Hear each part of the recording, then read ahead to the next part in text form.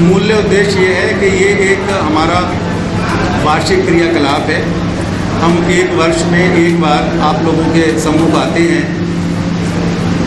उस दौरान हम पिछले एक वर्ष में जो हमारे ऑपरेशंस होते हैं उनकी जानकारी आपको मुहैया कराते हैं। जो हमने पिछले वर्षों में ऑपरेशंस हुए हैं उसमें हमारे जो लेसन लर्नड हैं उनके आधार पर जो हमने अपनी ट्रेनिंग इम्प्रूव किया है और हमारी जो तैयारी है उसके मुद्देनज़र रखते हुए हम समाज को, प्रशासन को ये बताते हैं कि हम किसी भी तरीके की दुर्घटना से बचने के लिए, बचाव करने के लिए हम पूरी तरह सक्षम हैं। और आप एनडीआरएफ पे विश्वास रखिए। और एनडीआरएफ के लिए कहा जाता है कि friend in need.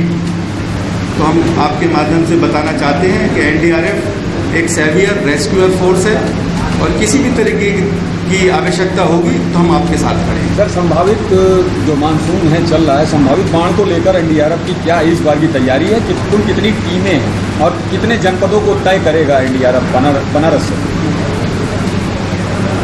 Uttar Pradesh के 57 जिले यानी 57 डिस्ट्रिक्ट्स की हमारी जिम्मेवारी है और हम लगातार नहर विभाग, सिंचाई विभाग, जो इंडियन मेटलर्जिकल डिपार्टमेंट है यानी मौसम विभाग, इन सबसे लगातार संपर्क में है। State disaster management authority, SDRF, सभी के साथ में हमारा कंट्रोल रूम संपर्क में है। और कहीं भी किसी तरीके की, इस तरीके की अगर आशंका बनेगी बाढ़ की तो हम तुरंत वहाँ पर प्रशासन के सहयोग से, प्रशासन की जानकारी से हम तुरंत अपने आप को वहाँ पर पहुँचाएंगे और मदद देंगे। सर, सबसे बड़ी चुनौती कोरोना को लेकर है इस समय। सुरक्षित लोगों को निकालना भी है लेकिन एनडीआरएफ भी सुरक्षित रहे, तो इसको लेकर क्या तैयारी है एनडीआरएफ? बहुत ही अच्छा प्रश्न आपने पूछा है और मैं बड़े जिम्मेवारी के साथ इस चीज़ का उत्तर देना चाहूँगा कि हमारे एनडीआरएफ के सभी लोगों का डबल वैक्सीनेशन हो रखा है, नंबर 1। नंबर 2, हमने उनको कोरोना एप्रोप्रिएट बिहेवियर के बारे में जागरूक किया है और अच्छे से ट्रेन किया है।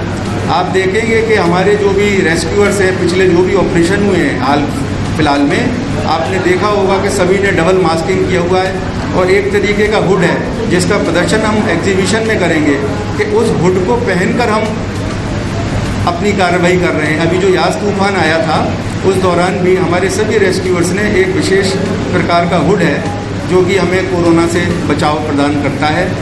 और आने से पहले सैनिटाइजेशन, आने के बाद इक्विपमेंट का सैनिटाइजेशन और जो भी डॉक्टर्स की और जो भी विशेषज्ञों की इस विषय में इंस्ट्रक्शंस हैं उन्हीं को हम पूर्णतया पालन करते हुए ये काम करेंगे। और इसके साथ मैं और एक आपको बताना चाहूँगा कि हम जिन लोगों के संपर्क में आते हैं उन लोगों के भी हम उनको भी सैनिटाइजेशन और इस सब के बारे में बताते हैं, फ्री मास्क वितरण करते हैं, सैनिटाइज़र देते हैं और उनको भी बताते हैं कि आप भी कोरोना एप्रोप्रिएट बिहेवियर का पालन करें।